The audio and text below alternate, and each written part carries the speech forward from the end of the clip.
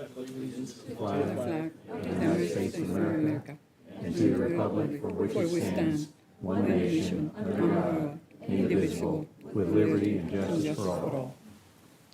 Please bow.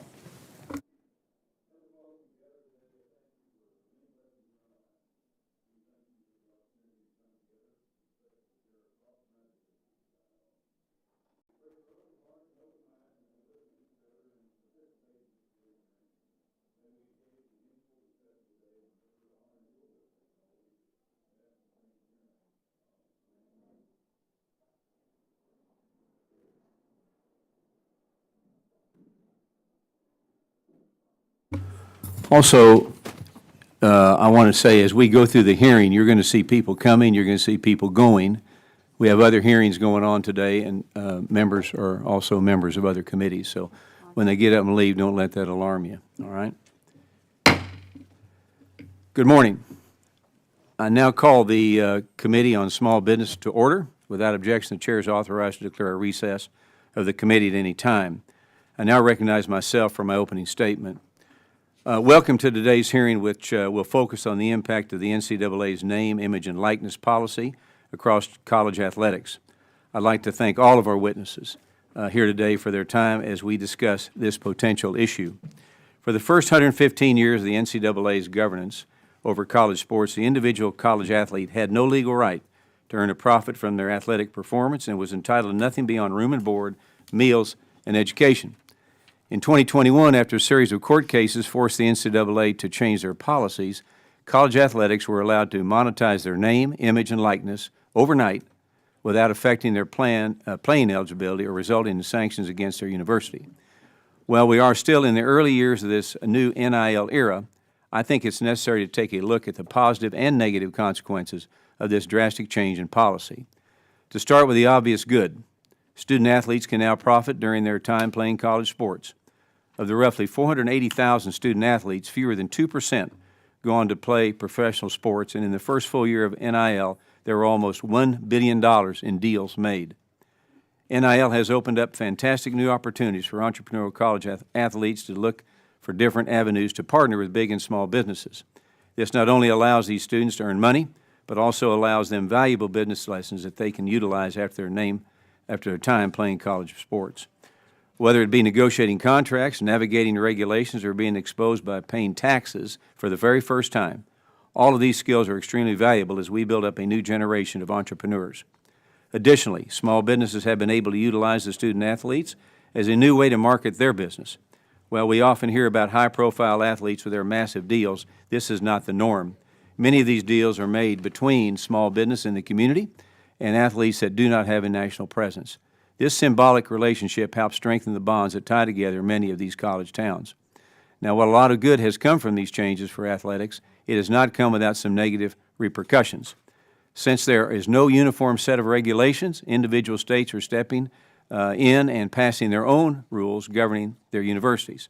This patchwork approach is putting all the colleges and students who compete in different states in an awkward position of choosing to comply with the state law, NCAA guidelines, or conference regulations that might be conflicting. I'm glad that we have two athletic directors here today that understand the complexity that this is forcing their universities and students to navigate, who will be able to shine some light on what will happen if we continue without an overreaching set of rules and regulations that everyone follows. Additionally, with so much money changing hands, there has been an increased number of bad actors looking to take advantage of these high school and college athletes. NBC News conducted an investigation where they reviewed dozens of NIL contracts offered to high school athletes. They described many of the deals as exploitive, which commissions upwards of 40%, along with complex fee structures meant to confuse the athlete. In one instance, the contract was put in front of the student with simply a $100,000 loan. While I'm wary of other federal government will be able to step in to stop some of these bad actors, I think it's important to bring attention to this side of the issue to show that there is real damage being done to these kids when promises are being made but not kept. Without transparency surrounding these deals, it is hard to know who is truly working in the best interest of the student athlete. I played college athletics myself and take this issue very personally. When I was in college, I received $10 a month that was called laundry money. I'm not angry that the system has changed and think it has opened the door for many positive developments for student athletes. But I'm passionate about keeping the system functioning for generations to come so that students will be able to experience what it means to truly be a student athlete. There are many reasons for having this hearing, but I want to list a few. I want to know how we can inspire student athletes to utilize the skills they've learned navigating NIL to start their own small business. I want to hear about the best practices that universities are doing to teach the student athletes everything they need to know to take advantage of the amazing opportunity that wasn't available for millions of athletes that came before them. And I want to discuss the appropriate role for the NCAA moving forward. I want to know how collectives are helping student athletes and allowing their schools to compete. I want to know how non-revenue generating sports will fare if all money gets funneled to the sports that make money. I want to know if Olympic and women's sports are going to be negatively affected if revenue sharing models are implemented. And I want to understand how these changes are affecting graduation rates if student athletes are constantly changing schools in search of the largest NIL deal. And I want to know how smaller market schools will fare if they are constantly having their players lured away by NIL deals. I want to know what we can do to stop predatory agents and bad actors from taking advantage of student athletes. And finally, I want to know the appropriate role that the federal government should play, if at all, in all of this. I greatly look forward to today's discussion that I hope will bring to light the different challenges and opportunities presented by the NIL. And it's my hope that all NIL policy changes are beneficial for student athletes above all else. So before I yield to the ranking member, I'd like to submit an op-ed from Senator Cruz on this issue into the record. Without objection, so ordered. I also ask unanimous consent to waive on Representative Mike Carey from Ohio for the purpose of giving an opening statement. Without objection, so ordered. With that, I yield to the distinguished ranking member from New York, Ms. Velasquez, for her opening statement. Thank you, Mr. Chairman. The success of America's college students has been top of mind ever since I began teaching courses at New York's Hunter College many years ago.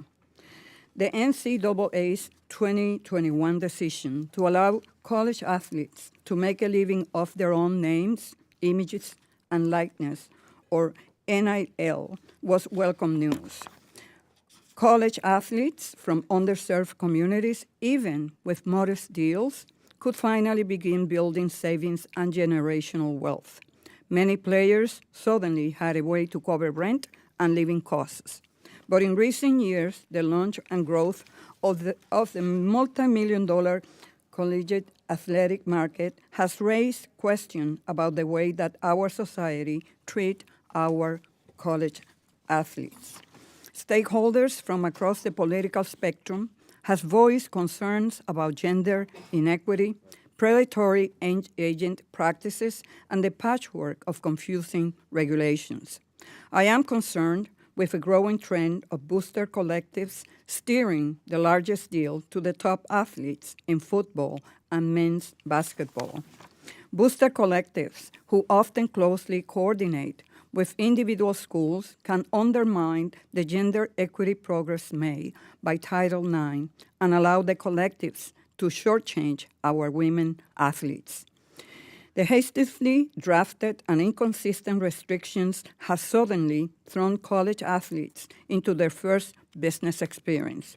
But to protect them, it is critical that these students be well equipped with resources, know-how, and a stable environment to succeed and build strong brands.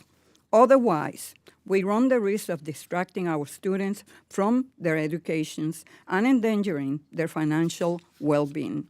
Today is our chance to learn more about the opportunities and risks name, image, likeness has created for our college athletes, so we can understand how best to support them. I look forward to hearing the testimony of the witnesses, and with that, Mr. Chairman, I yield back. Thank you very much. I now recognize Representative Mike Carey from the great state of Ohio for his opening remarks. I want to thank the chairman. I want to thank the ranking member for giving me this opportunity to make remarks. NIL is an extremely important issue, and I appreciate the Small Business Committee for holding this very important hearing. Thank you to the witnesses for your time today. We have an impressive lineup of witnesses that includes Gene Smith, who's a good friend of mine and who has done a tremendous job leading the Ohio State Athletic Department over the past 18 years. As some of you know, Gene has recently announced his retirement, and although we are sorry to see you go, I'd like to congratulate you on an incredible career. Being from Columbus, Ohio, which is the home of The Ohio State University, I have taken great interest in the implementation of NIL in college sports, leading me, along with my dear friend and fellow Ohioan colleague, Greg Landsman, to introduce the Student Athlete Level Playing Field Act. In addition to earning money to help support themselves and their families, NIL allows student athletes to learn about personal finance, marketing, taxes, and business in general. All of the lessons learned through NIL will supplement their learning in the classroom and will help set them up for a life after college. This is not to say that there aren't problems with the current state of the NIL. Without the proper education and guidance, there is a potential for student athletes to be taken advantage of. And by no means am I saying that predatory practices are commonplace in the NIL, but it would be disingenuous to say that they are non-existent. Another problem is that numerous states have implemented conflicting NIL laws, therefore making the landscape for the NIL hard to navigate for both the universities as well as our students. Congress needs to pass legislation that will create a federal standard for NIL focused on protecting the recruitment process, increasing transparency in the marketplace, and implementing through enforcement mechanisms against those bad actors. This legislation, my legislation, and Greg Landsman, this legislation would include the prohibition of inducements, a registration requirement for agents, congressional oversight, and the establishment of a clearinghouse for NIL deals to be uploaded. And I look forward to working with my colleagues on passing legislation that would create one federal standard to even the playing field, protect our student athletes, and the future of all college athletics. I feel confident, in a bipartisan way, that the House will be able to pass NIL legislation this Congress. Listen, I just want to thank you for waving me on the committee today and for holding this important hearing. Mr. Chairman, Ranking Member, I yield back. Thank you, Congressman.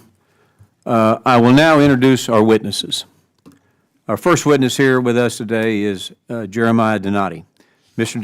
Donati is the Director of Intercollegiate Athletics at Texas Christian University, located in Fort Worth, Texas. Under him, the 2022-23 season was the most successful in TCU's 150-year history. They were the only school to make it to the college football playoff, national title game, College World Series, and the NCAA basketball tournament in the same academic year. Well, these are the most high-profile sports. TCU also saw success in a number of other sports, with men's tennis, equestrian, rifle, and beach volleyball all ranked #1 in the nation over the course of the year. Prior to being appointed as Director of Intercollegiate Athletics at TCU, Mr. Donati served as the Horned Frogs Deputy Athletic Director. He attended the University of Puget Sound, earning his Bachelor of Arts in Politics and Government, then attended Whittier Law School, where he earned his jurisprudence in sports and entertainment. Mr. Donati, thank you for being with us today, and we look forward to hearing from you. Our next witness here with us today is Mr. Gene Smith from a school called The School. I don't understand that, but anyway, Mr. Smith is a Senior Vice President and Athletic Director at The Ohio State University. Mr. Smith is the 8th athletic director in Ohio State history and has had the 3rd largest tenure, having served in the position since 2005 and being promoted to Senior Vice President and Wolf Foundation Athletics Director in May of 2016. Prior to his time at Ohio State, he served as Athletic Director at Arizona State University, Iowa State University, and Eastern Michigan University. Mr. Smith also serves on the NCAA NIL Working Group and is on the Board of Directors of the National Football Foundation, among others. Mr. Smith was a college athlete himself and attended the University of Notre Dame, where he received his bachelor's degree in business administration. Mr. Smith, thank you for joining us today, and we look forward to the conversation ahead. Our next witness here with us today is Mr. Gino Torretta. Mr. Torretta is a Heisman Trophy winner and a 2-time national champion, as well as a member of the College Football Hall of Fame. Mr. Torretta attended the University of Miami, where he played for the Miami Hurricanes football team, winning the national championship in 1989, as well as in 1991. He then went on to win the Heisman Trophy in 1992. After his time attending the University of Miami, Mr. Torretta played for several teams in the NFL, including the Minnesota Vikings, Detroit Lions, and Seattle Seahawks. Following his time playing for the NFL, he joined Wachovia Securities as a senior financial advisor and is chairman and CEO of Touchdown Radio. Mr. Torretta graduated from the University of Miami with a degree in business management. Mr. Torretta, thank you for joining us today, and we look forward to discussing this important topic with you. I now recognize the ranking member from New York, Ms. Velasquez, to briefly introduce our last witness appearing before us today. Thank you, Mr. Chairman. I would like to welcome Marty Solomon, the Vice President of the College Football Players Association. Ms. Solomon is an attorney and college athlete advocate. In her college years, she played lacrosse for Duke University and entered her first year ranked number 6 nationwide by Inside Lacrosse. However, her college career also involved many battles with injuries, resulting in 3 knee surgeries. These challenges gave her a deep understanding of the physical, mental, and emotional issues that many college athletes endure. Ms. Solomon also chaired the NCAA's Division I Student Athlete Advisory Committee, serving on rules, legislative, and leadership groups. Her tireless advocacy led to the granting of voting power for college athletes at all levels of NCAA's governance. As an attorney, she has represented college athletes on matters related to athletic eligibility, scholarship appeals, abuse and mistreatment, transfer, and mental health issues. Ms. Solomon holds a bachelor's degree in public policy from Duke University and a Juris Doctorate from the University of North Carolina School of Law. Welcome and thank you. Thank you, and we appreciate all of you being here today. So before recognizing the witnesses, I would like to remind them that their oral testimony is restricted to 5 minutes in length. If you see the light turn red in front of you, it means your 5 minutes have concluded, and you should wrap up your time. With that, I now recognize Mr. Donati for his 5-minute opening remarks. Chairman Williams, Ranking Member Velasquez, and distinguished members of the committee, thank you for allowing me to be here today. As someone who is passionate about college athletics and the opportunity to positively impact young people's lives, it is an honor to testify before you at a time of great change in our industry. Not since the creation and implementation of Title IX over 50 years ago have we seen such changes of this magnitude. It is my hope that any experiences I can draw from may be helpful as we collectively seek solutions to very complicated issues in front of us, none larger than NIL. I have over 15 years of experience working in college athletics and have been the athletics director at TCU for the past 6 years. I also have experience working in the sports agency business representing the interests of professional athletes and coaches. I believe these experiences have given me a unique perspective on many aspects of our business and especially NIL. The concept of allowing student athletes to receive compensation for the use of their NIL makes great sense. After all, the vast majority of college student athletes will not play professionally, and it only seems fair that they should be able to monetize their skills and talents. In 2021, when NIL became permissible, student athletes could now enjoy the same rights as ordinary college students. Overnight, they became entrepreneurs, and almost immediately, we began seeing them signing endorsement deals with companies and products. Other NIL activities soon followed: autograph signings, personal appearances, and community services work, for example. In many cases, it became apparent that they were using this additional income to better support their families. This is a reality for so many of our young people that I believe is often overlooked and is another reason why NIL has been very beneficial. But simply putting money in the pockets of student athletes is not the only value that NIL brings to their lives. There is a tremendous opportunity to educate and give student athletes a set of tools more valuable than any NIL payment. Following NIL's enactment, many athletics departments, including TCU's, unveiled educational programs focused on financial literacy, contract negotiation, business formation, entrepreneurship, brand management, social media promotion, and taxation. Like others, we saw this opportunity to further our mission and formed a partnership between the athletics department and the business school to educate student athletes on these key aspects of entrepreneurship. To illustrate our commitment, we created an endowed professorship in support of NIL education, created courses for credit, office hours with business school faculty, and also dedicated a football suite in the stadium and converted its day-to-day use for the teaching and instruction of NIL entrepreneurship. At TCU, we currently support 22 sports and over 550 student athletes. To date, over half of our student athletes have reported NIL deals. While football, basketball, and baseball have dominated national NIL headlines, I have been encouraged to see many other sports at TCU, especially women's sports, participating at a much higher level than anticipated. Despite the positives that have come from NIL, it has also come with a significant number of challenges. From the outset, the lack of uniformity has caused confusion amongst NCAA members, respective donor bases, and student athletes. NIL was implemented without the proper guardrails or mechanisms necessary to effectively manage these changes, and unfortunately, none of these shortcomings have improved, and the legal challenges facing the NCAA have made it difficult to find sustainable solutions. Bad actors, or those who break the rules and exploit student athletes for their own personal gain, pay to play from third parties, recruiting and transfer portal inducements are among the unintended consequences that have largely gone unchecked to date. We now find ourselves in a wild, wild west environment across college athletics with little accountability.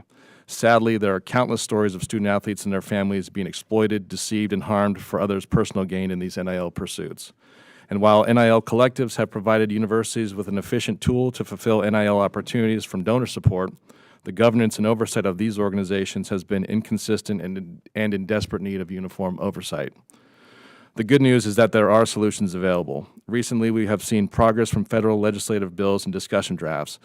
I know I'm not alone in my belief that Congress does have the power to bring uniformity, transparency, and fairness to the administration of NIL through enacting legislation that should include 1, agent oversight, 2, standardized contracts, 3, a national clearinghouse or registry, 4, elimination of inducements and pay-for-play, and 5, rule enforcement mechanisms. I speak for my athletic director colleagues when I say that the current model is not sustainable and that we all desire to see student athletes competing under the same fundamental and enforceable rules. I strongly encourage this committee and other members of the House to support legislation that will help provide sustainable solutions to NIL while preserving the opportunity for student athletes to financially benefit from their skills and talents during their college careers. Thank you for the opportunity to testify before you today, and I'm happy to answer any questions you have. Thank you, and I now recognize Mr. Smith for his 5-minute opening remarks. Sorry.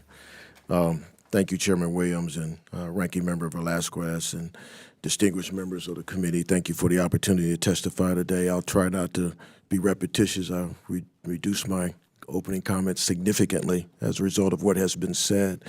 At Ohio State, we have 36 athletic programs and more than 1,000 student athletes. We're committed to providing our athletes what they need to grow academically, athletically, socially, and graduate with skills that transfer to success in life.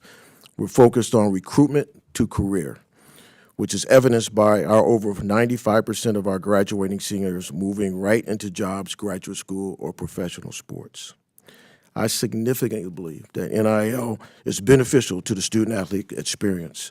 It has been more successful than portrayed. It was intended to allow student-athletes to enjoy the same privileges that other students on our campuses have, including the ability to monetize their personal brand or business acumen. NIL is a great educational tool, as my colleagues shared. Student-athletes learn about a host of important entrepreneurial skills such as fiscal responsibility, income tax management, personal brand development, and marketing. I believe the lessons learned from NIL further strengthen the holistic development of a young person and fills his or her toolbox for success in life. Our mission at Ohio State related to NIL is to inspire entrepreneurial and innovative thinking and ensure that student athletes have the resources to create, leverage, and promote their personal brand. Over 420 of our student athletes have at least one NIL deal. They have made over 2,000 NIL deals among all sports, with football and women's volleyball attracting the most. Not all student athletes are on full scholarships. In fact, most Olympic sports student athletes are on partial scholarships. Historically, many partial scholarship student athletes graduated with debt. NIL opportunities offer the opportunity to possibly mitigate that debt. NIL implementation hasn't been without challenges, as already been stated, so I won't go through my speeches on that. Since institutions cannot manage NIL on behalf of student athletes, collectives have formed. largely 501c3s, with the intent of soliciting funds from passionate fans and developing NIL deals. As a result of an IRS interpretation, many collectives are now shifting to limited liability corporations. In many markets, the efforts of the LLCs are in direct competition with athletic departments. While these efforts for sure are beneficial to student athletes in the short run, athletic directors are now finding themselves making funding decisions based upon declining income streams, which could in turn hurt our student athletes in the future. Many states, as has been stated, many states have created legislation to support their institutions' NIL activities, but there is no uniformity to these state laws. As you all know, we do not have a federal law regarding NIL. NIL offers tremendous opportunities for student athletes to learn and grow their resources. However, protections need to be put in place. Like my colleague, I believe Congress needs to enact NIL legislation as soon as possible. An effective bill, in my opinion, should include a national NIL standard. NIL agent registration. You commented on the bad actors. There's great agents out there, but there's some unscrupulous characters who are taking advantage of young people. Standard NIL contracts, prohibition of inducements. The difference between athletics at our level and the pro sports is we recruit, we do not draft. Draft makes it impossible for the bad actors to enter that space like they do in our space. A NIL public registry to bring transparency to the marketplace. No other industry doesn't have a marketplace where you can actually evaluate the marketplace and make good decisions as you move forward in your business. And strong enforcement measures. Thank you so much for the opportunity to testify. I appreciate it. Thank you. Mr. Torretta for his 5-minute opening remarks. Chairman Williams, Ranking Member Velasquez, and distinguished members of the committee, thank you for the opportunity to testify today. As one who has been engaged in college athletics since 1988 as an athlete and broadcaster, I'm honored to provide you my insights on NIL and the impact on entrepreneurial athletes. Collegiate athletics afforded me unique opportunities that helped me be where I am today. I grew up in a small town, Pinole, California, and 17 years old, I decided to leave California and go to the University of Miami for a chance to compete for a national championship and earn a degree. I spent 5 years there, was a member of 2 national championship teams. After my senior season in 1992, won the Maxwell Trophy, the Johnny Unitas Golden Arm Award, the Walter Camp Player of the Year, Toyota Leadership Award, NC2A Top 6 Award, and every award that I could win or you could win as a offensive player in collegiate football. Spent 5 years in the National Football League. But during my time as a Miami Hurricane, the NC2A had rules in place regarding transfers, and there was no ability to monetize name, image, and likeness. With the passage of NIL and the creation of the transfer portal, athletes are able to work, monetize their success in their sports, essentially allowing all athletes to create their own small business and capitalize on their time competing in college. This NIL window provides athletes with a head start in earning and saving before graduation and entrance into their chosen professional field, which for the majority will not be in professional sports. These experiences will be beneficial in their lives going forward. In college athletics, one can always find examples of a player and or institution not following the rules. When these rules have been broken in the past, it led to an athlete losing eligibility, schools being placed on probation, fines, bowl bans, etc. With the current NIL system, there is no standard set of rules. The NC2A lacks the enforcement teeth, and they only place guidelines on schools, and they're following state laws that are essentially different. Coaches in any sport do not devise game plans within a different set of rules. They create game plans to follow the rules, one set of rules that are set for all of them to follow. And because the NC2A has failed to issue one set of rules for these schools to follow, I believe it is important that Congress needs to step forward and give a level the playing field across the board with all universities amongst all sports, male, female, football, basketball, baseball, gymnastics, whatever sport it is. And I think that's really why we're here today, to hear the testimony. And again, thank you for the opportunity. and I look forward to answering any questions you may have. Thank you very much, and I now recognize Ms. Solomon for her 5-minute opening remarks. Chairman Williams, Ranking Member Velasquez, and members of the House Committee, thank you for having me here today. Our other Vice President, Justin Falcinelli, is also in the audience today, and I just want to recognize him as well. My time as chair of the Division I Student Athlete Advisory Committee taught me that the only time there was real change was when the NCAA felt public pressure after media coverage revealed the truth of what was going on in college sports.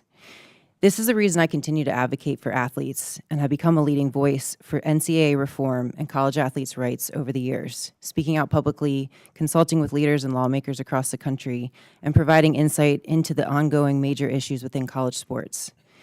The committee convened this hearing to discuss name, image, and likeness in college sports and its impact on entrepreneurial athletes. My understanding is that members of this committee are concerned about a number of news reports and the overall impact of NIL.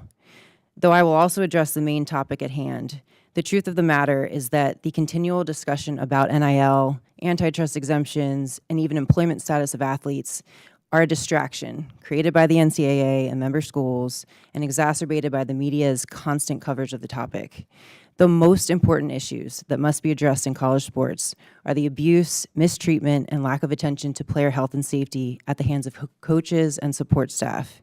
Even in the wake of recent allegations of mistreatment that demonstrate a cultural issue within college sports, it's incredible how quickly the focus has shifted back to NIL, being the most important issue at hand. No matter where we land with NIL, we will have failed college athletes if we continue to ignore the much more important issues of player health and well-being, which impact players' lives both during and after college. The primary remedy for athlete mistreatment is to have external, independent oversight by individuals who are not employed by the schools. Schools have repeatedly demonstrated that they cannot be trusted to police themselves. There are countless stories of individuals who have reported problematic coaches and staff and were subsequently silenced, fired, or otherwise ignored and pushed out. It usually follows that the more powerful and successful a coach, the more people's jobs are at risk if they speak out, and the harder schools will work to silence anyone making noise. For every scandal that has been made public, there are countless others that remain an open secret on campuses across the country. Players need accessible help they can trust with roles clearly defined. There must be independent oversight of practices, team meetings, and medical care. Players need access to individuals from whom they can seek advice and help without the fear that that individual will break confidences and cause more harm. They need someone whose obligation is to them and not to the school. Someone who can act as a mediator whenever necessary and advise players on the best course of action. And they must have independent authority to take appropriate action with the information once they have it, including the ability to investigate reported issues and bring issues to the attention of the administration without risking their jobs. Those individuals need to be trained to handle confidential information and exercise discretion and tact in addressing matters. I hope we get a chance to discuss these very important and more pressing matters of college athlete health, safety, and welfare during this hearing. What is interesting to me about the reason we're all here today is that we're discussing NIL as if it's a new, complicated subject, but it really isn't. Nothing about this area of the law is new, only how it applies to college athletes. It's really just the right of publicity, which is another way of describing a person's right to control the commercial use of their identity and image. For years, the names and likenesses of professional athletes, models, actors, and artists have been used to promote and endorse products and services or to raise awareness about an issue. Past NCAA rules were simply preventing athletes from exercising the same rights already available to everyone else. Now, something we don't talk about is the additional benefits NIL actually gives beyond the financial. In addition to the nearly limitless entrepreneurial opportunities that athletes have and can now pursue, NIL has tremendous educational value as well. Athletes are developing skills that are directly applicable to the modern job market, including content creation, direct sales, promotions, contract negotiation, brand development and management, and social media. Athletes, more than ever, are encouraged to think about what they want to do after their playing days are over and to start setting themselves up for the future they want while they're in school. Previous generations of athletes had nowhere near the same opportunities to gain real-world experience or prepare for their futures as current athletes. I outlined in my written testimony areas where the NIL space could be improved for college athletes, particularly around education, assistance with review of contracts, and agent regulation, but I believe these are relatively minor concerns within the overall landscape of college sports reform.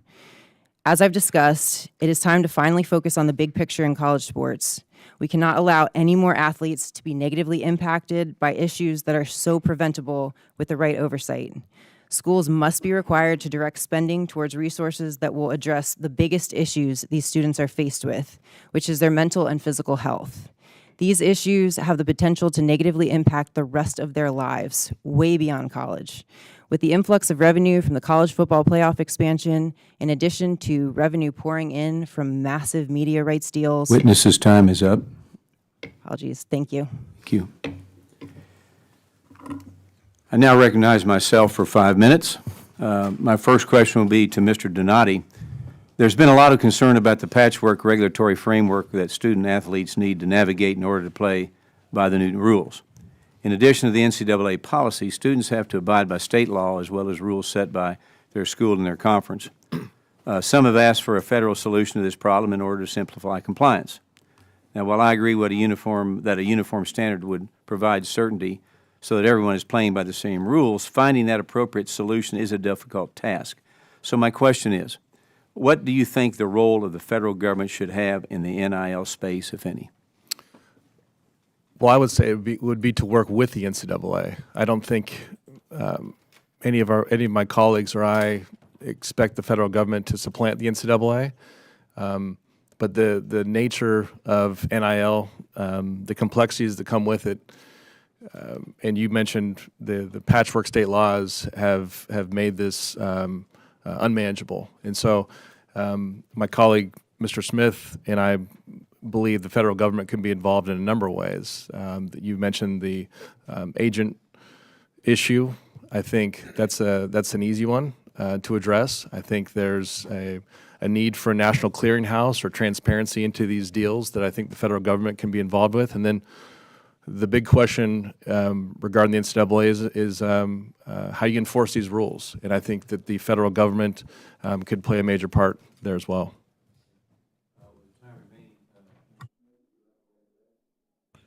Yeah, I would agree with my colleague that those are the areas where the federal government can help the most. But the single most important element, in my view, is the inconsistency across the country relative to state laws.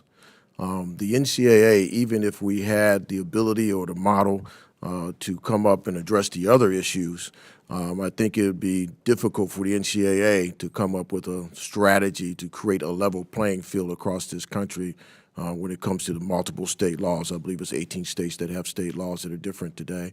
So I think we certainly need help in that particular area. And then my second one is around agents. This refers directly to what Ms. Solomon said. Student athletes are being taken advantage of, and that's saddening. It's sickening to read some of the reports where we allow the unscrupulous character to enter the space, and you refer to as bad actors, and ultimately take advantage of families and young people, particularly people from disadvantaged environments. So that area is one that I think the federal government can help us in big time. All right, thank you. The first year of the NIL era saw nearly $1 billion worth of deals, and there is nothing to hint that this number is slowing down anytime soon. The explosion of money and lack of uniform guardrails has led to what some describe as America's new Wild West, and we've heard that today. Unfortunately, there are some bad actors that are exploiting this system at the expense of young athletes. We've heard horror stories such as contracts giving a company the right to use an athlete's name and image in perpetuity for their brand. And one student athlete moved from Georgia to California on an NIL promise only to be suspended by California governing bodies and suspended from playing for a year. Further, a recent lawsuit filed by a former University of Florida athlete alleged that a predatory loan was disguised as an NIL deal that included turning over 15% of any future professional football earnings. So, Mr. Smith, my question to you, what can be done to improve NIL's guardrails to ensure that student athletes are not being taken advantage of by these bad actors? Yeah, I think, again, that's where law needs to come into play. And those people who take advantage of, in particular, the one you mentioned, the Florida student athlete, who now is looking at a lawsuit where he is signed to pay 16% of his future earnings to a collective, that requires national law. That's not something that the NCAA can deal with. So in my view, we need governmental help in that particular space. Okay, thank you. And real quick, Mr. Torretta, you've got one of the most impressive resumes any college football player could dream of. And can you walk through real quick through your time playing football at Miami, from your first start to winning the Heisman Trophy, and describe us how your story might have played out differently in NIL? Well, in 1989, we had an injury, so I started 4 games in the middle of our national championship year. Broke the school record for passing in my second start, which is still considered QBU, I think. And at the end of the 4 games, I went back to the bench and knew I was going to sit the bench the following season. So in today's day and age of a transfer portal, I would probably look elsewhere, because back when I was in school, you had to sit out a full season. There would probably been inducements of NIL money of come to whatever school, pick your school. And my story probably doesn't turn out like it has today. So for the good of NIL and transfer portal, there's probably also the bad. The grass is not always greener on the other side.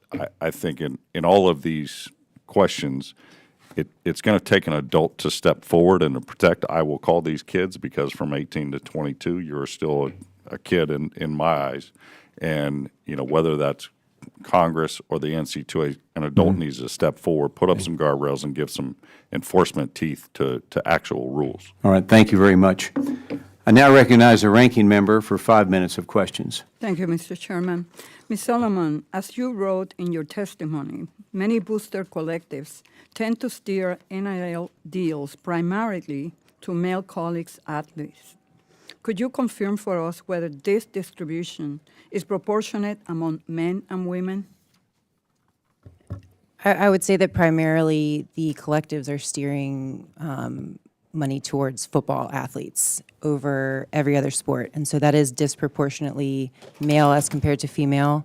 I had someone explain a collective to me in, I thought, a very good way, and it was described as a fan club, and that these collectives basically operate at the behest of the coaches to direct funds to specific players that they sort of identify. This is happening because booster collectives aren't regulated by Title IX, correct? In part, I think that the collectives came about as a result of schools not wanting to deal with the funds because they were concerned about having to comply with Title IX, and this is sort of a workaround. I think the relationship is so closely knit at this point that Title IX should apply to collective funds.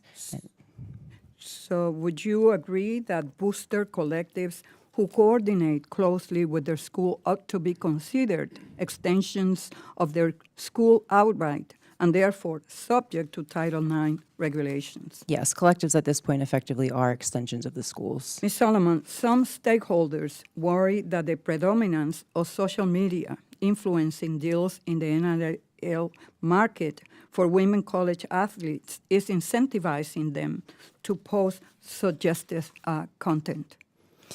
So I think that this is maybe a greater societal issue. I know that there are certainly athletes. It is an issue with female athletes feeling pressure to post certain types of posts that might gain more attention.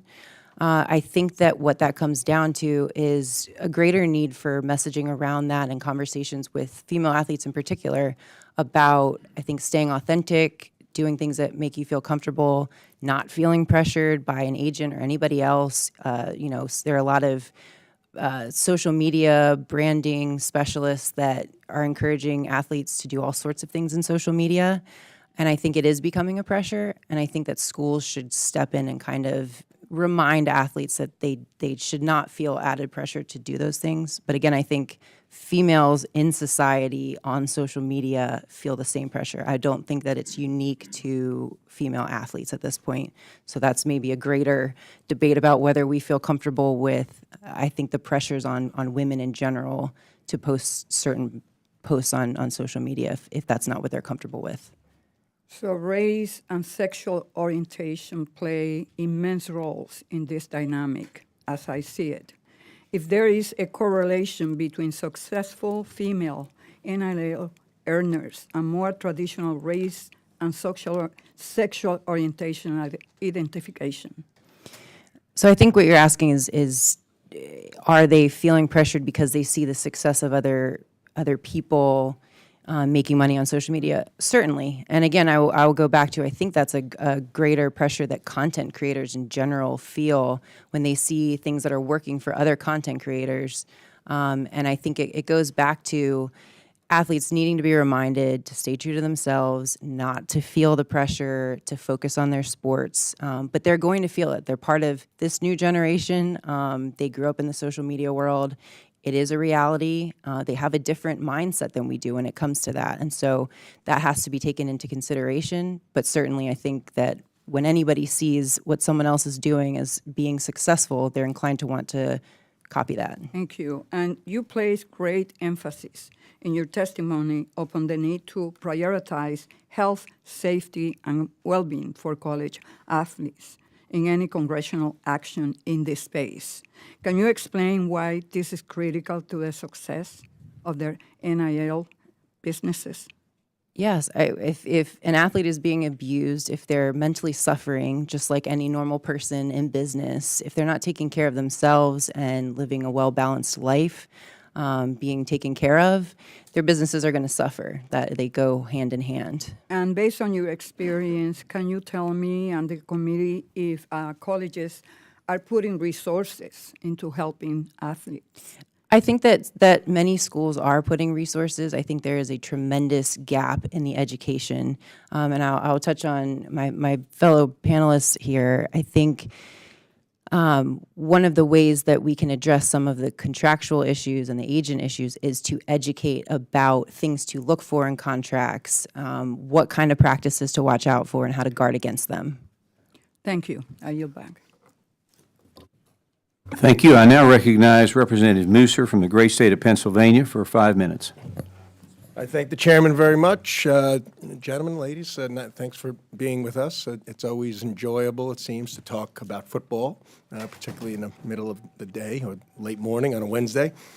But these are some pretty important subjects we've got here. And the idea of us having congressional legislation seems to be agreed upon by all. So when I conclude, I'm going to ask you, who's got the plan? You clearly are all the specialists in this and have great experiences and tenure. But think about that a little bit. Who else do we go to for the gaining and developing and creating the right plan moving forward? Because the thing is that I think no one disagrees that a student athlete, I have always felt, I mean, from the days of Tim Tebow, for instance, right? He was great in college, he made it to the NFL, but the idea that he couldn't get a Nike contract, whatever it might be, never made any sense to me. My son actually plays at Bucknell, 1A, they have a good time. But the idea that they couldn't use their name for, say, a local business or car dealership, perhaps, to help promote, never really made any sense, kind of having a side job.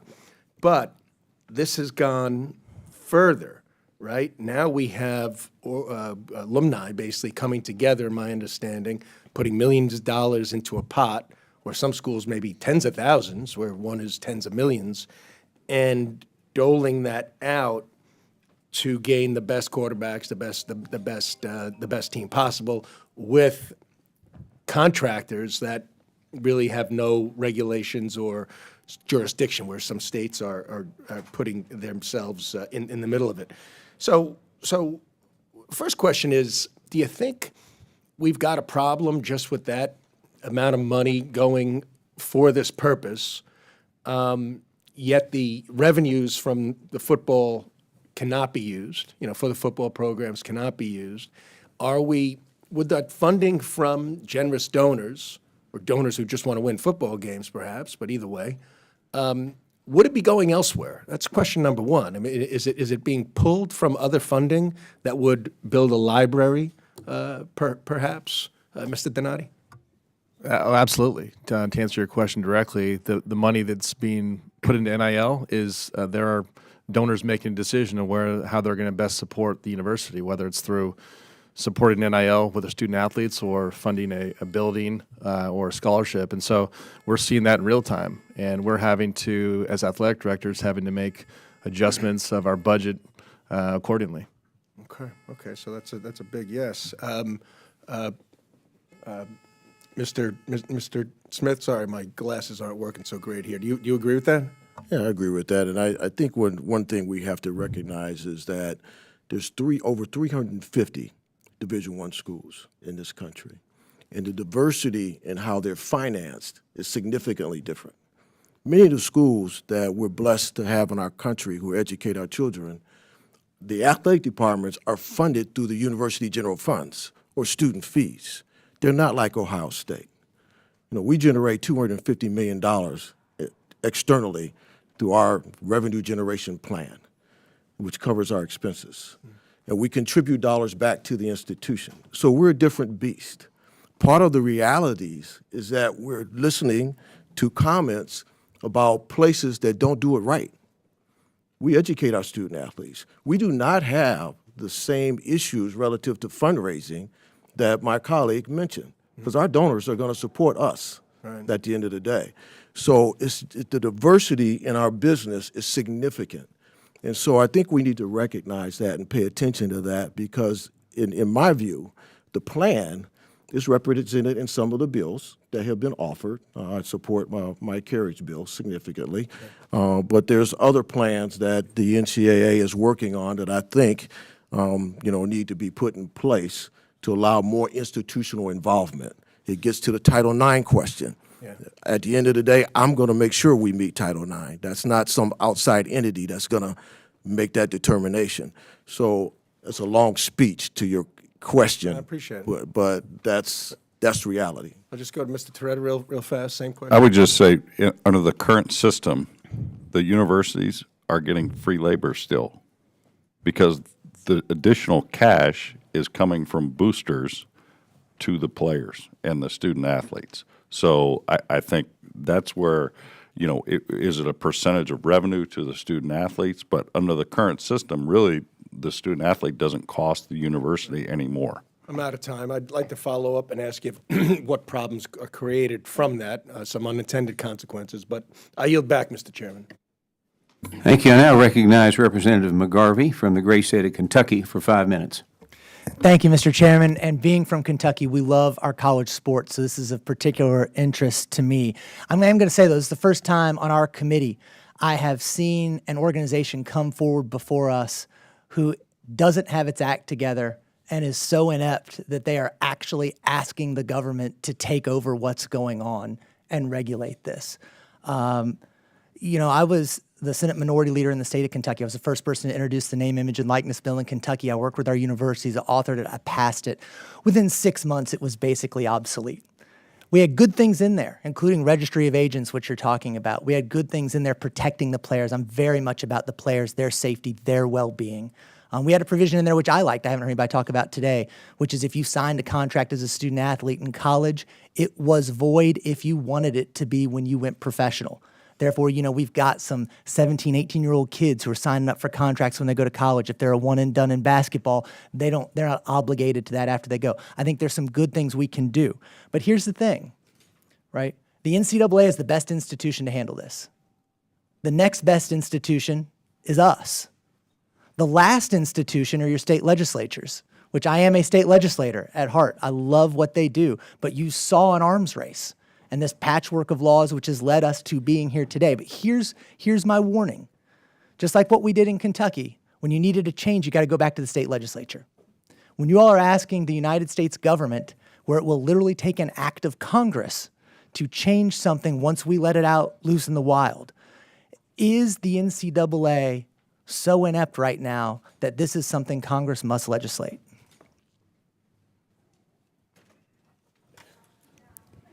Somebody needs to step forward, and apparently they're not stepping forward to create some, like, I mean, essentially what we all want is a level playing field amongst TCU, Ohio State, Miami, Kentucky, Texas, where the athletes and athletic departments are playing by the same set of rules. I mean, like, you know, you line up on Saturday, you know there's going to be 11 on defense. Is Kentucky going to play with 12 without the same set of rules as Florida?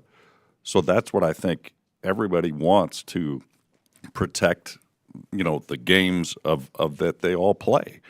And it's apparent the NC2A isn't going to step forward. So I think that's why we're here to say maybe Congress can, you know, put the impetus on the NC2A to say, here are things that need to happen, do it. And I appreciate that, and I'll take some of the silence as an answer. And so I think we do need to step forward, and we've got to make sure that we're protecting players, that we're creating that level playing field, that it is a national standard. We are missing the national standard right now. That's something we need. Ms. Solomon, I have a question for you specifically. How can we use a name, image, and likeness bill? Because if we're going to do this, let's do it. Let's do it right. Let's do it for the players. Let's not try to come back here and fix it. How do we improve player health and safety standards, including in the years after their careers are over? I mean, I think that we start with independent oversight, as I mentioned in my testimony previously, and you need organization of players. They need to be able to collectively bargain. That's what we're trying to do at the College Football Players Association. I think it would take care of a lot of the issues that the NCAA is concerned with when it comes to issues of antitrust, because if players are given a seat at the table and are able to talk about the issues that are most important, nobody has to guess. And legislators don't have to come in and create legislation that really doesn't quite hit on the issues that actually matter to players. And the only way to know that is to talk to the players themselves. So that's the answer.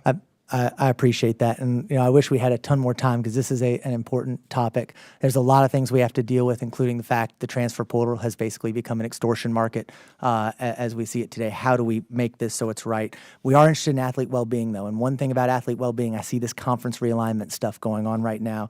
If you've got an athlete at the University of Louisville who's flying now to Cal or to Stanford, how does that impact player well-being, and what does that do for player athletes? I mean, I'll comment that I didn't go to Stanford specifically. I wouldn't go on a recruiting visit because for lacrosse, it meant traveling so much to play anybody good at the time that I was in college. It has a tremendous, it means for most of the sports that don't have chartered flights in the middle of the night. It's exhausting. It's going across time zones. Athletes can't get any work done. They're barely in class. It doesn't make any sense. And the fan bases are then all over the place. It's actually fun to be able to go kind of local to play and have rivals that are nearby. So, I mean, it makes absolutely no sense to have coast-to-coast conferences. Thank you. And unfortunately, I'm out of time because I've got a lot more questions, as you guys can probably tell. I want to get this. I think we do have to step in. I think we do have to step up, and I want to make sure we get it right because you literally will have to get Congress to act again if you want to change something. Thank you, guys. I yield back. Thank you. I now recognize Representative Van Dyne from the great state of Texas for 5 minutes. Thank you very much, Mr. Chairman, and thank you to our witnesses for coming today. I just have a few questions. I did not go to a competitive athletics school.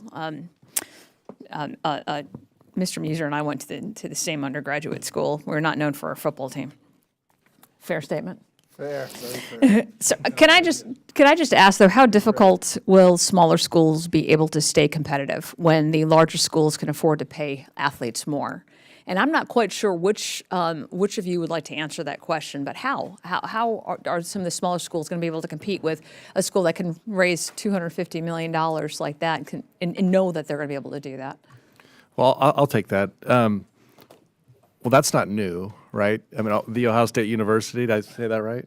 Has always been one of the largest state institutions in our country, and so schools have found other ways to compete. I think what's different here is the amount of money that's going unchecked into the NIL world, into the NIL business. So it's a reality. But there are ways. There's a lot of talent in our country. So I don't. While there are some competitive inequities with the money.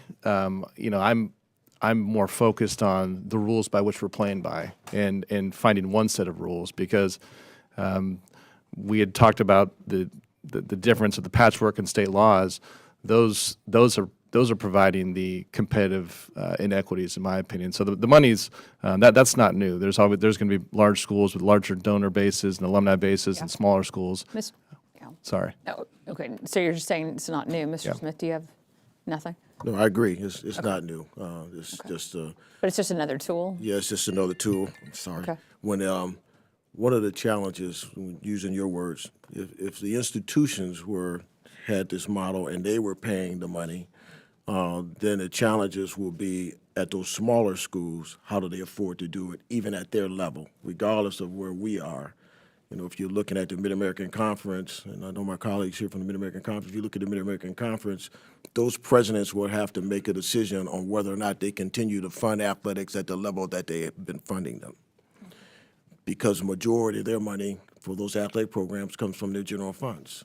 Students on the campuses will have to decide whether they want to continue to pay students fees to support athletics, because now you're paying the athletes that I go to school with. Yeah. So there's a lot of dynamics at that level that will come into play if we end up there. Speaking of dynamics, how difficult do you think it will be to coach students that are actually making more money than the coaches?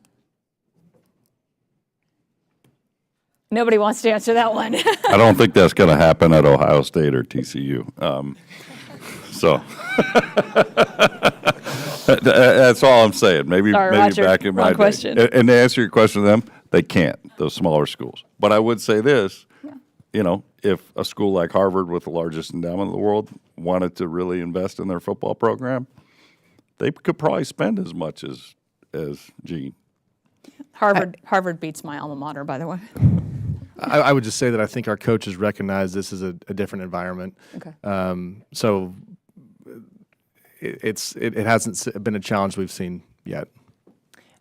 I would also add that I think that there needs to be a mindset shift, and the coaches need to get over their own egos when it comes to that, and be encouraging their athletes to set themselves up for a future of success. That should be the focus. It's an educational institution that they're coaching at. If they want to coach in the pros, then they should do that. But that's not the role of a coach in college. So you don't think, though, that students would get more full of themselves if they were making a lot more money and be very difficult to coach? And still being students as opposed to professional athletes? They might very well be, but I think that if a coach demands the respect of their team, it doesn't matter how much the team is making. And I think that's the deeper issue, is that these coaches haven't figured that out. Okay. Quick question, Mr. Smith, can you explain what collectives are and what impact that they've had on college sports? And do you agree with Ms. Solomon's description as fan clubs?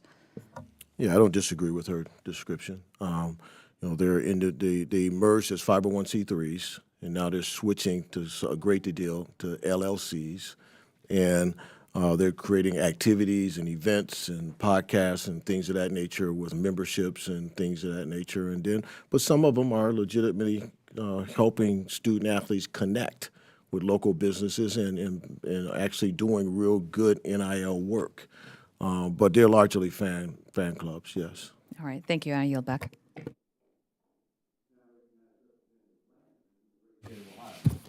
Thank you, Mr. Chairman, and thank you all for being here.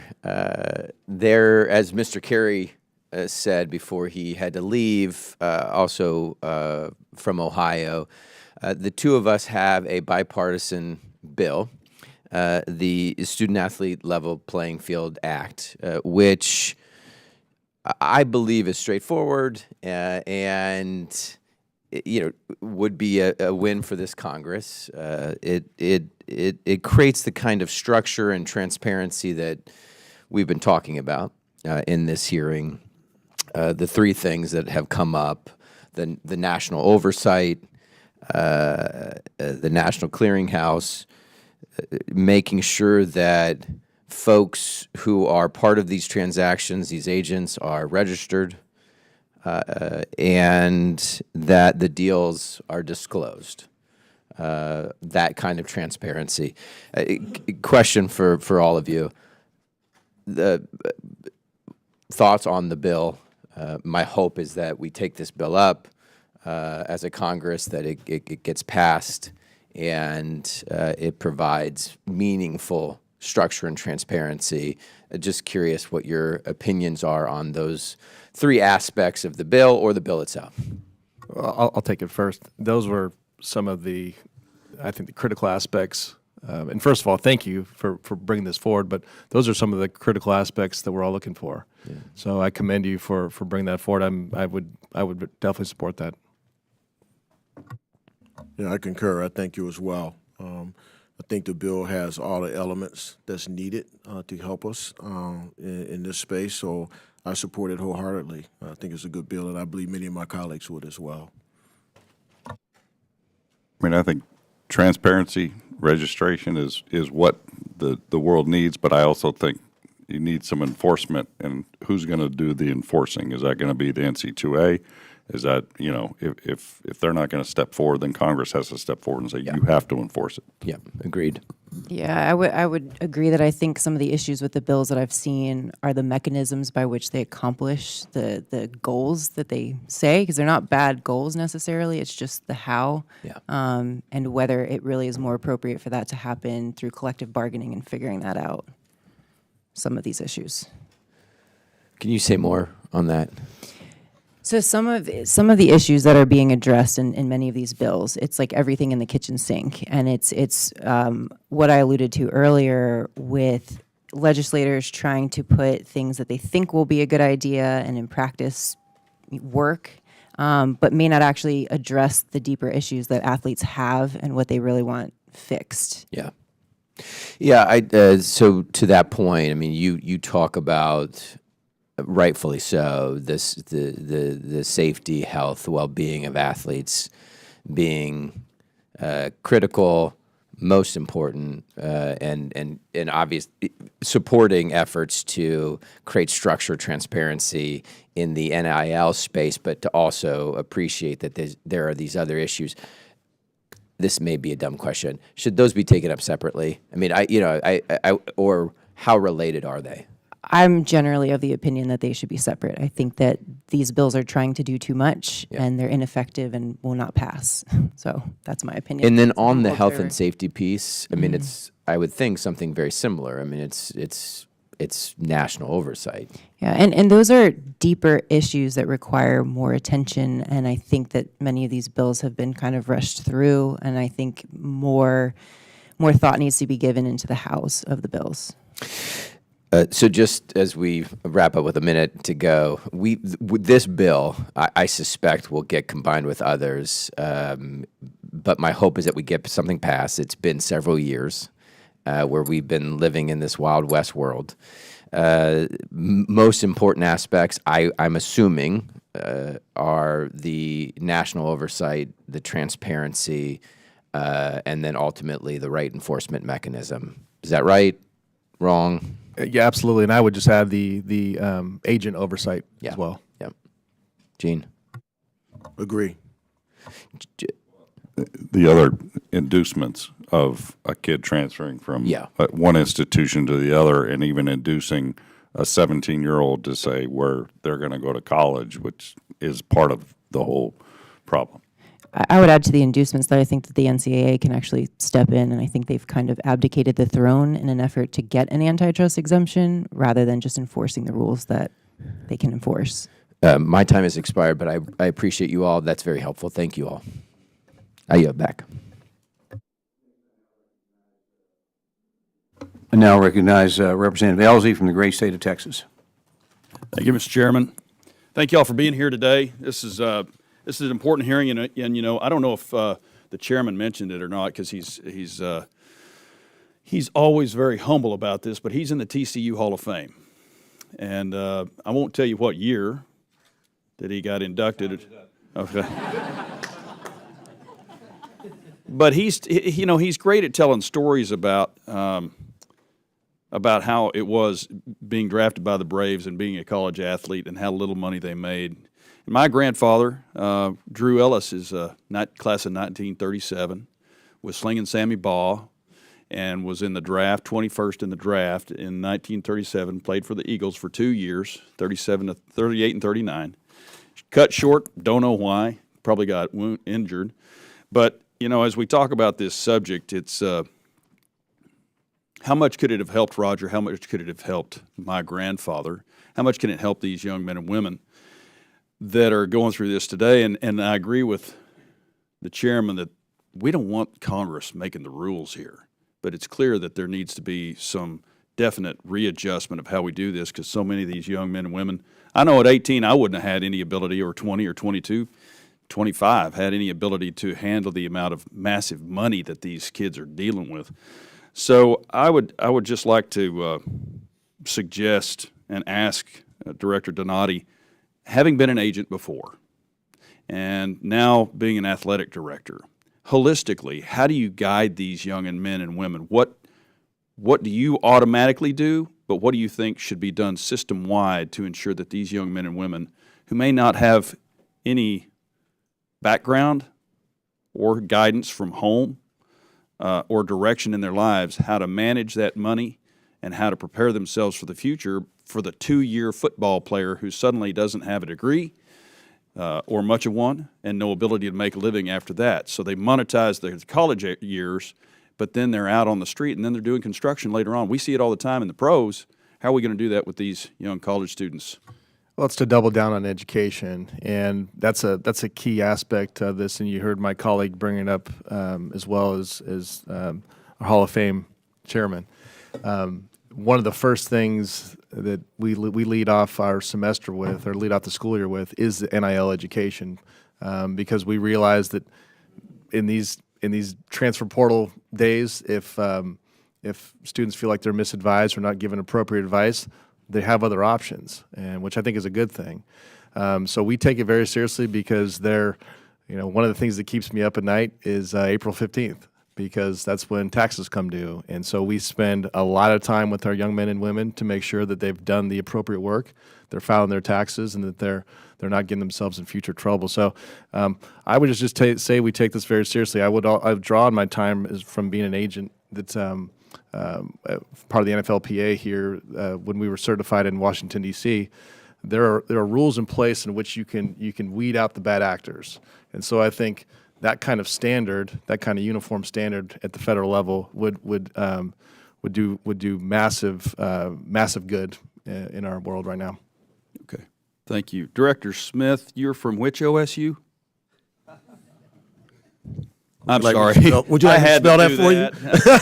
I'm on the way out, so be careful. In deference to you, The Ohio State University, are y'all doing something similar to TCU?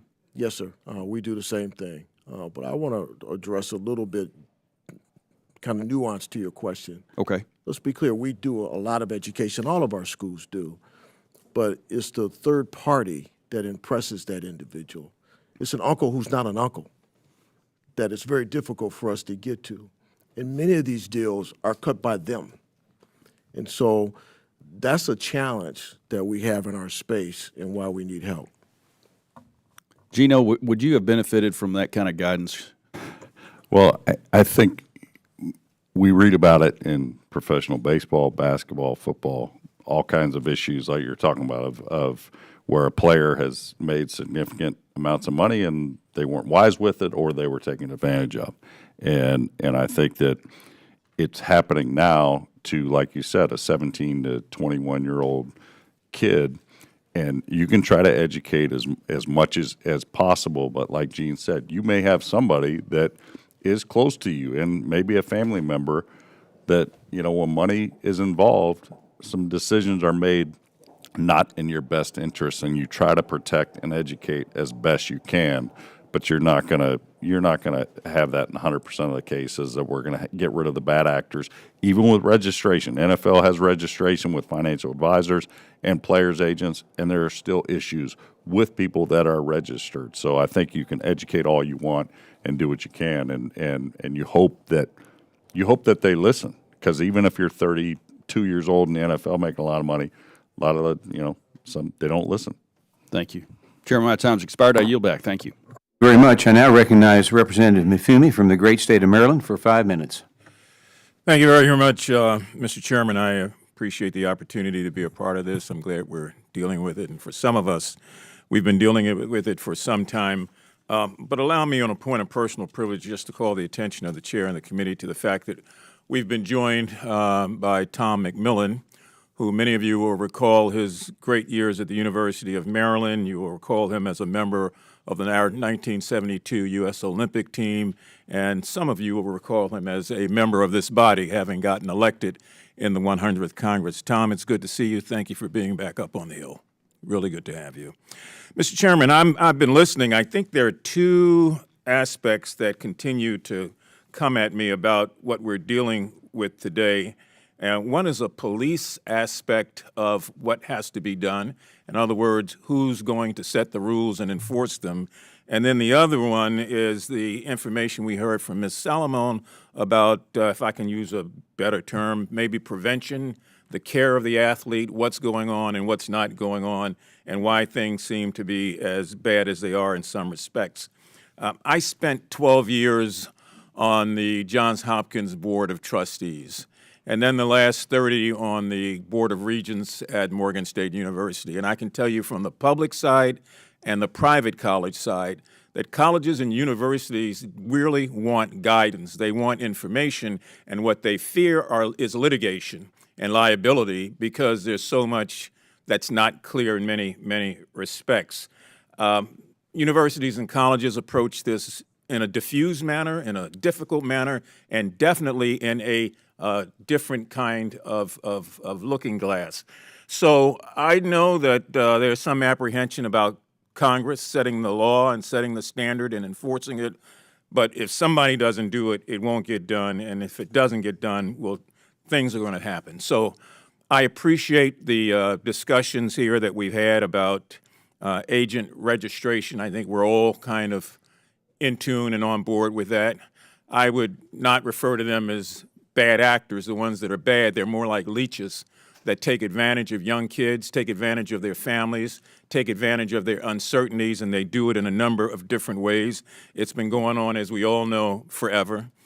We do need, and I think we're all in agreement on standard contracts, standard, so that what's here today is the same thing that will be there tomorrow, and how we operate on issue A is how we operate on issue A 10 years from now. We need a prohibition, obviously, against inducements, because those same leeches, for lack of a better term, find a way to roll in all sorts of things over the phone, in person, by third party, to kind of induce these kids to make a decision and to really do a hands-off afterwards, except to say they sign with us because they just like us. No, in many instances, they're being induced to sign, and they don't have any real defense of their own. And we need strong enforcement measures. So if those things are the things that we can agree on, maybe that's what we ought to start looking at going forward. And I think that there really do have to be two different approaches here. That's the police side. And while I'm at it, let me also talk about these booster collectives, which operate outside of Title IX and find their own hocus pocus to get things done and to get students signed in and locked in. Now, on the prevention side, I'm glad, Ms. Solomon, that you brought up this whole issue about player health and well-being and independent oversight. 5 years ago at the University of Maryland, a kid by the name of Jordan McNair died after a practice because of a heat-related illness that nobody cared about, and everybody told him, get back out there, or you're going to be okay. Well, he wasn't okay. He was taken off the field, hospitalized with heat stroke. They tried to give him an emergency liver transplant. It didn't work. 15 days later, he was dead, and following an investigation, it was determined that there was a culture in the football program that led to this kind of tragedy. Those tragedies are happening everywhere. They don't get reported the same way, and those are something on the prevention side that I think we have to deal with. Now, I introduced, with the help of some of you in this room, the Jordan McNair Act just a couple of months ago here in the Congress that would put in place things that are really, really needed, requiring the use of external defibrillators on the field, requiring the use of cold water immersion equipment on the field.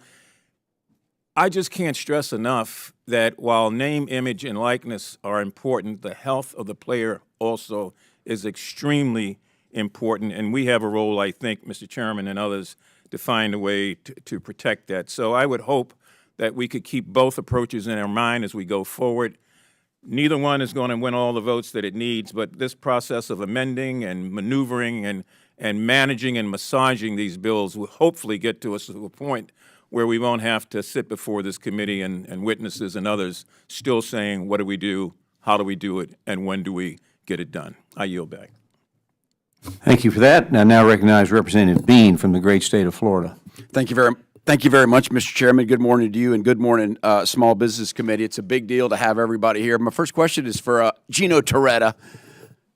Welcome. Gino, I can't really see you right now because the glare from your championship ring is just kind of blinding me up here. Trust The me, Heisman ring. I left the 2 championship rings at home. But that's just too much. And trust me, I know how hard it is to wear a championship ring. We won the Congressional baseball game under the leadership of Chair Williams. He presented us with our rings. I lasted 2 days. It was just too heavy. Just too heavy. So I salute you for all that you've done. And I also, Mr. Chairman, I want to congratulate you. This is the largest committee attendance that we've had, and we have outdrawn, I think, Secretary Pete Buttigieg, who's testifying downstairs. And so the interest of college athletics is certainly great around the country. Question. The elephant in the room is not Roger Williams. It is the fact that there's also another big impact to college athletics in the name, image, and likeness. That's a big deal. But also this transfer portal. What's the greatest impact right now, or is it them together? Gino Torretta. Well, I think you've had the convergence of 2 major changes in college athletics where you're allowed to transfer, which a kid didn't have the right, or an athlete didn't have the right if a coach left to change schools. Or, I came from Northern California. Maybe I didn't like Miami after 1 semester and would have gone home, but I couldn't transfer somewhere else without sitting out a year of my eligibility. So you have that. Now there's the freedom. And then with the NIL, we've talked about, it's the inducements of money is involved, and hey, Gino's a good player and he's young. Maybe we can pay him or his people to transfer. And I think the combination of that, yes, it's not good. Now, is the transfer portal good in and of itself? Sure, but add in the inducement piece, it's not good for any of us sitting up here. 10-4. I was a state legislator, too, and I remember a few years ago I got a call from then head coach Jan Mullen of the University of Florida and said, if we don't pass a name, image, likeness bill in the state legislature, we're going to kill Florida schools because everybody will go somewhere else. Is it a fair playing field among states? Is there more lucrative colleges in other states, or is it about equal? Do some states give you a better chance to make more money playing college ball? Well, there's differences amongst conferences. The SEC school makes different amount of money than Big Ten schools, than ACC, than Pac-12. That's why we're seeing conference realignment, and we've deemed the West Coast of California, Oregon, and Washington kind of irrelevant in college athletics. All those schools are moving to the Big Ten or the ACC or SEC. Gene Smith, is it true what he says? Does he preach the truth right now, Gino Torretta? I don't know about preaching, but what he said was pretty good. But I think the core issue there is in the transfer portal, those things coming together with where we are with NIL. We got to remember transferring is a good thing. Student athletes deserve the same rights as other students. Now, with our institution where student athletes decide to transfer, we got to make sure we understand why. And if they're transferring because we made a commitment that we didn't live up to, then we need to go look in the mirror. Don't point the finger at the student athlete. So that's one. But the reality is the SEC, the Big Ten in particular, have done a great job over the years of creating a culture that everybody else wants to be a part of. Gotcha. And that's reality. Gotcha. Here's a toss-up question for every panelist. I'm going to ask you to give me a number, and that number is your confidence on a scale from 1 to 10. 10 being absolute confident that the NCAA can handle this without congressional action. That'll be a 10. 0 confidence, and you definitely need Congress to jump in. Jeremy Donati, what say you for that number? Somewhere between 0 and 10. Yeah. No, I would say this. I would say this. The new president, Charlie Baker, is.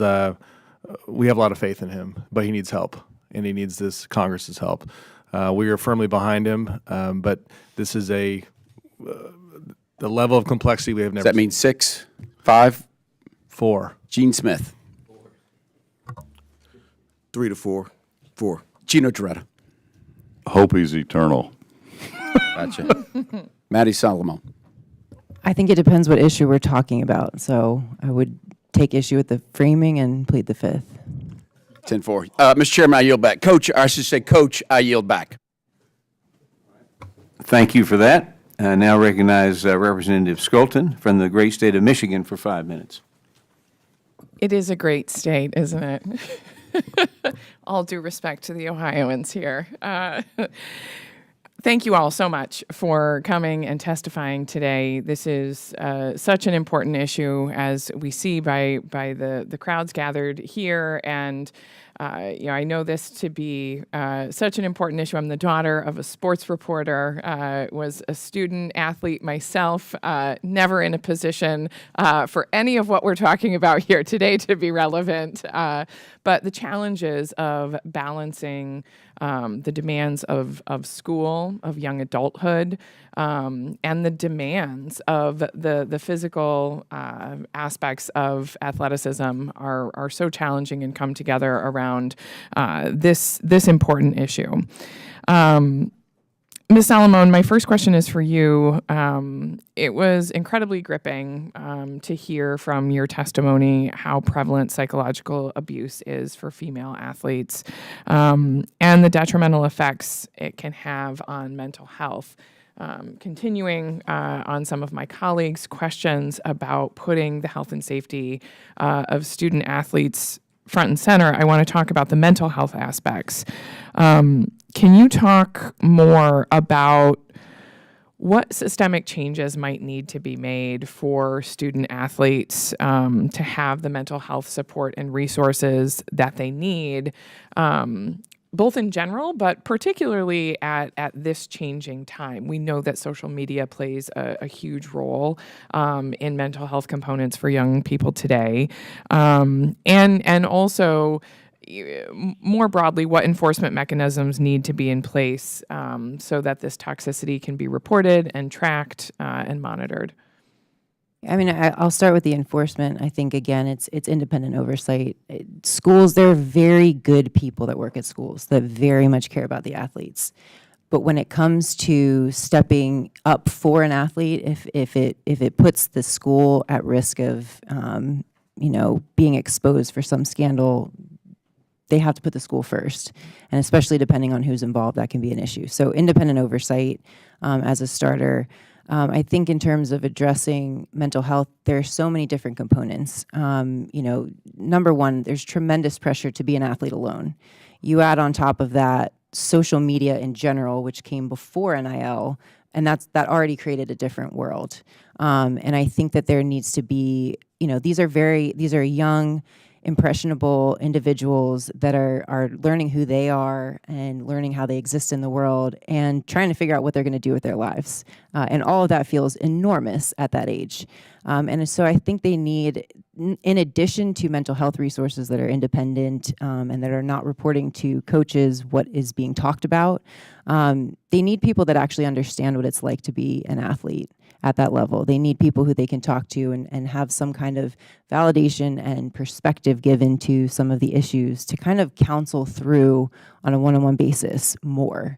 I think that there have been a lot of efforts put in around mental health, and athletes are talking about it more than ever.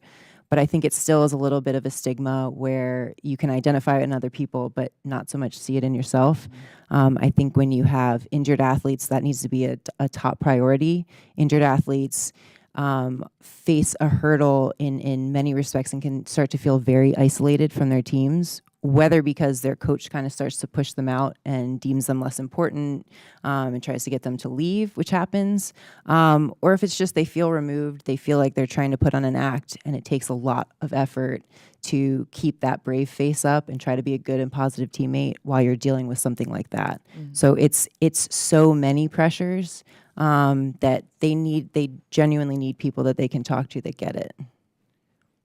Thank you so much. That was very powerful. Mr. Donati, since 2021, when INL became permissible, have you seen name, image, likeness compensation alleviate some of the broader stressors student athletes have had to navigate, such as low graduation rates and poor mental health? Have I seen NIL alleviate some of the burdens student athletes carry with them? I mentioned in my opening testimony that one of the things I think that we're not talking about is a lot of our student athletes, come from underprivileged homes.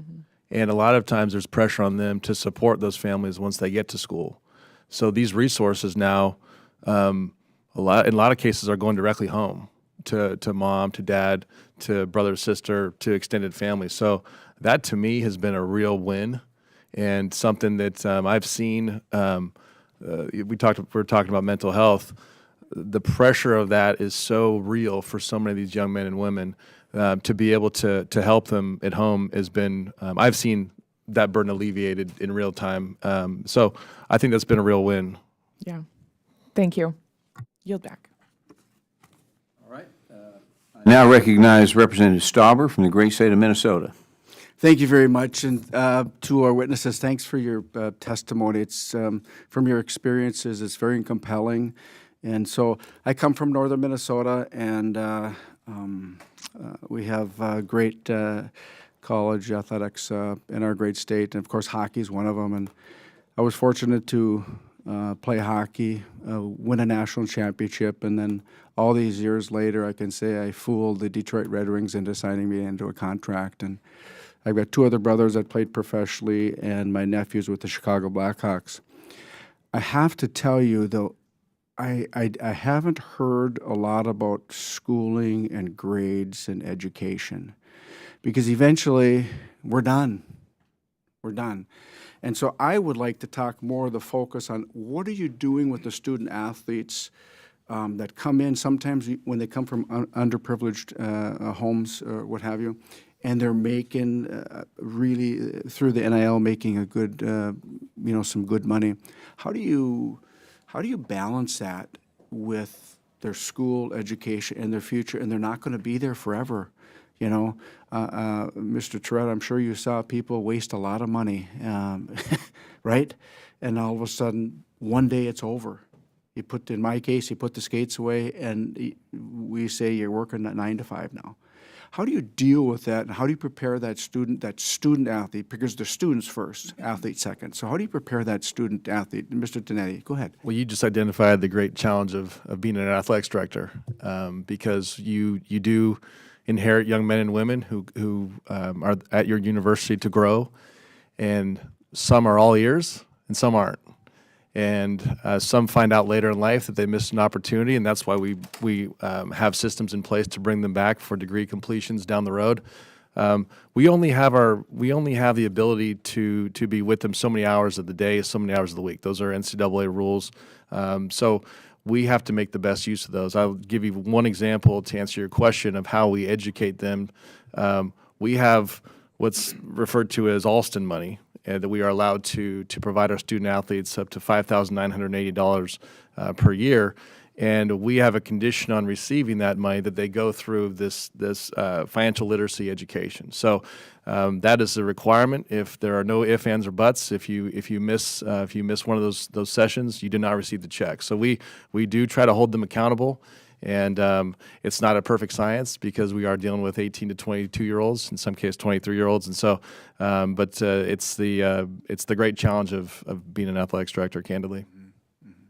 Mr. Smith, can you give us your thoughts on what would happen if some of the proposals we've talked became law? And before you answer that, I will just say that I am one that not necessarily would support the government being involved and forcing you on this.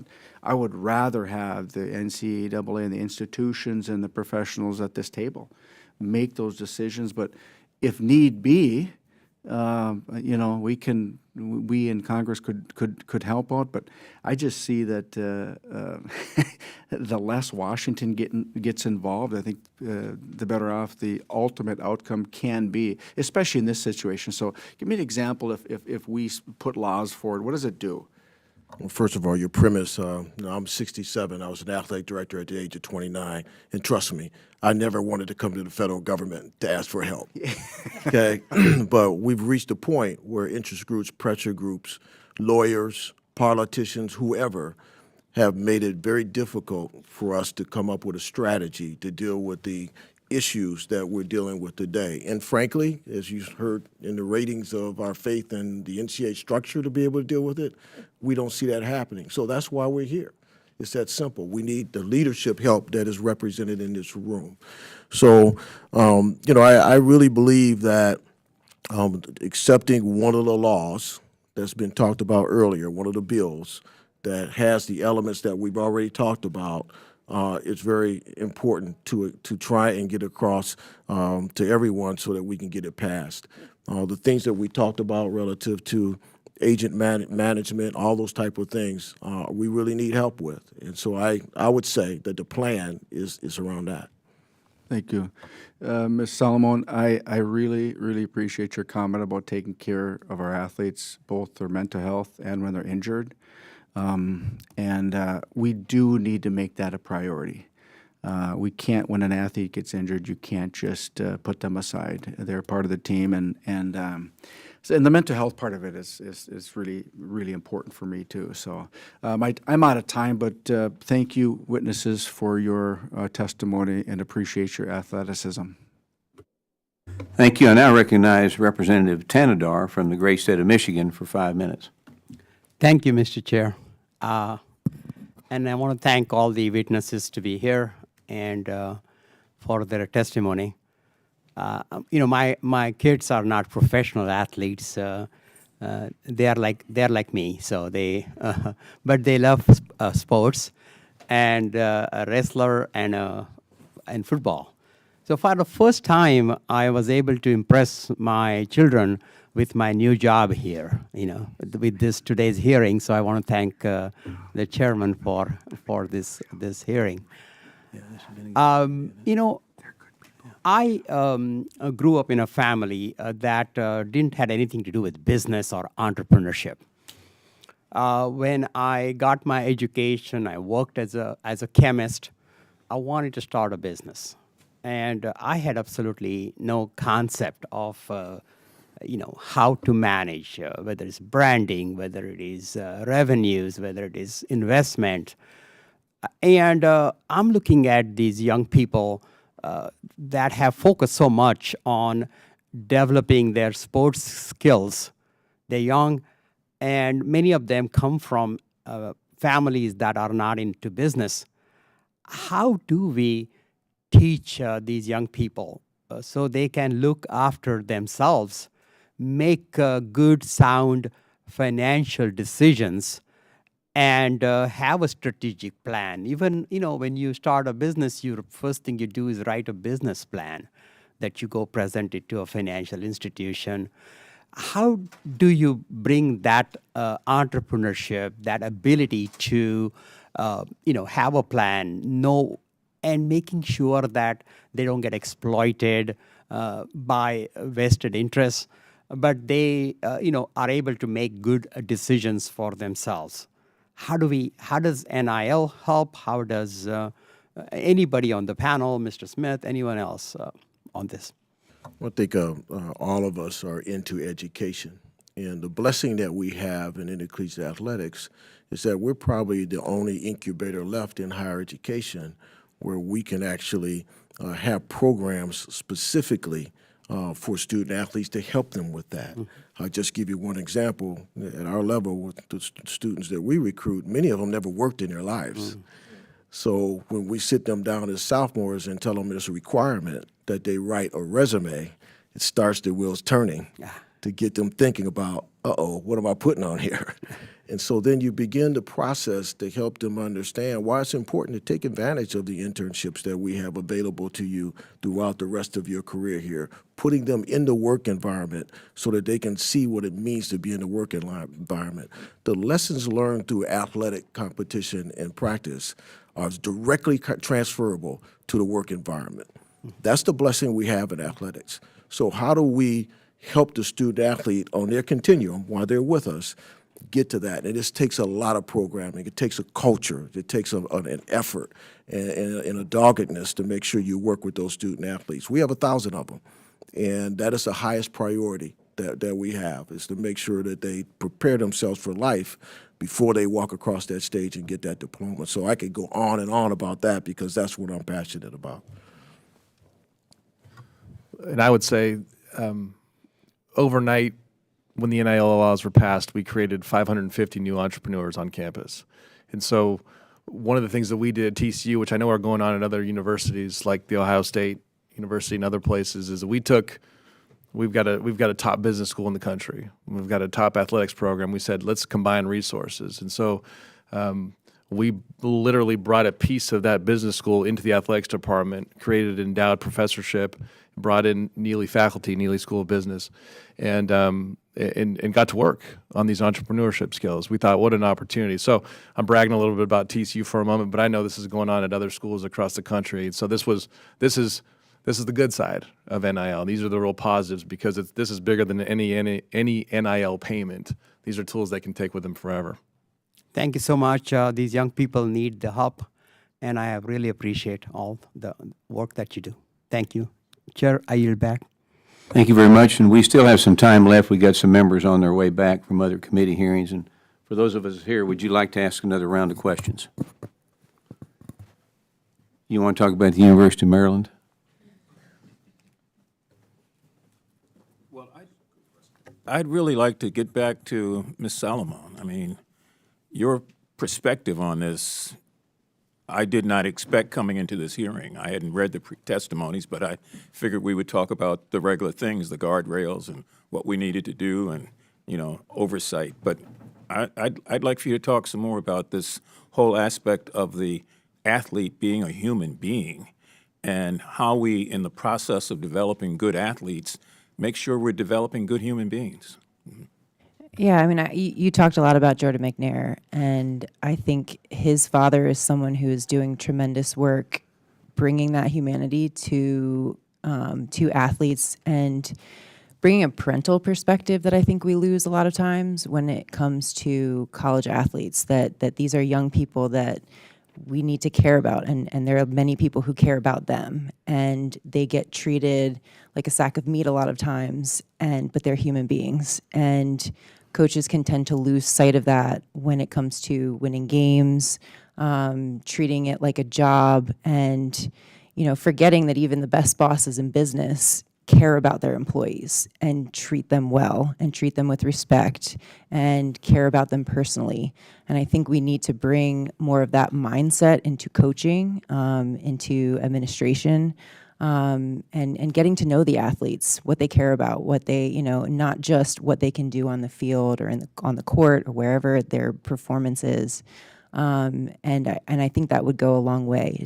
Is bringing back that humanity. That these are human beings with families that work very hard, but that can't do it all and sometimes buckle under the tremendous pressure of college athletics. Thank you, and it is a lot of Can I add? pressure. And I would just like to add something Go right in the independent oversight, which I agree with, and I would say the mental abuse happens in high school athletics to on up, and it's like, who do you call? Because if you go even to a high school administrator and you report something, it becomes self-preservation for that administrator because that administrator is working for the institution, whether it's a high school or a college.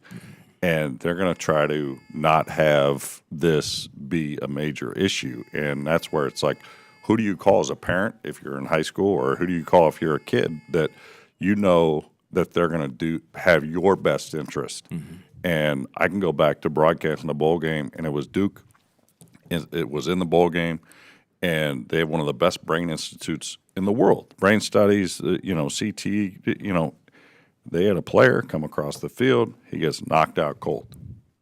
He's back out there 3 plays later. The same play gets knocked out again. Yeah. And I can remember thinking, I'm like, man, if I was his parent, I would jump over the rail and wring the coach's neck, because who allowed that to happen? And that's what the NFL has tried to deal with, having an independent doctor on the sideline, because no matter where you're at, it becomes self-preservation. Who you're employed by, that's who kind of you're beholden to. It does. And, we're familiar with the abuses, if I might, Mr. Chairman, for just a minute longer. We all saw what happened with Jerry Sandusky, and how because of that mountain of power, nobody wanted to check person A, B, or C, and everybody was intimidated until it all blew up. And then the big question became, what did you know, when did you know it, and what did you do about it? And that's what universities and colleges are faced with. I would say, however, I must say that, and I think it's important for the record, that there are a lot of good coaches out there who also don't know where to turn. And it's like the policing. Nobody hurts or hates a bad cop more than a good cop, and nobody hurts a bad coach more than a good coach. So we've got to find a way, dually, I think, to empower those good coaches. And we've definitely got to figure out how to get this notion of intimidation out of the game, because people are fearful. Universities are fearful. Everybody's worried about, am I going to get sued? I'm going to lose my job. Will I be demoted? Will I be shifted somewhere else in the university? And the fact that it starts really at the high school level, as you said and talked about, is more challenging for us. Well, are you going to, it comes to all of us individually. Mm-hmm. Do you have the courage to step up when you're in that? There was an instant, the Dolphin-Patriots game, there was a, fight in the stands, and somebody lost their life this past weekend. Do you have the courage, instead of filming it on camera, to actually stop what's going on? And I think that's, that's just society in general, of stepping up. If you see something, say something, we see that in the airport, it's do something. Mm-hmm. Thank you. Yeah, and I agree wholeheartedly, and I think, and I applaud you. Thank you for bringing the focus to that with Ms. Solomon. This is about leadership. This is about culture. We probably could have won the national championship last year if we had let Marvin Harrison continue to play.